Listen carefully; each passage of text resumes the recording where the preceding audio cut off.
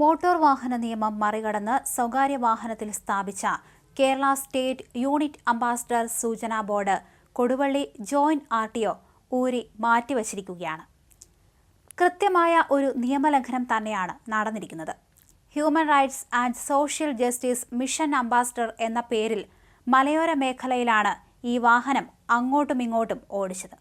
എന്തായാലും പരാതി വന്നപ്പോൾ തന്നെ ജോയിന്റ് RTO ബിജോയ് തിങ്കളാഴ്ച ഈ വാഹനം കസ്റ്റഡിയിലെടുക്കുകയും ചെയ്തു.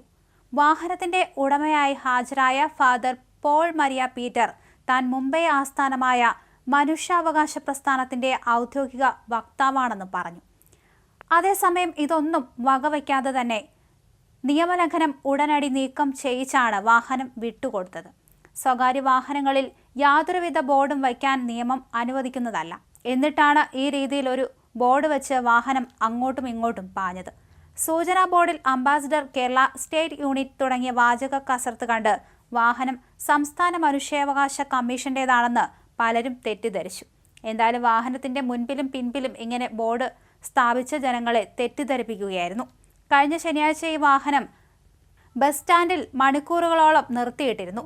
അംബാസഡർ എന്നറിയപ്പെടുന്ന വൈദികനെ നാട്ടിലാർക്കും ഒരു പരിചയവുമില്ല.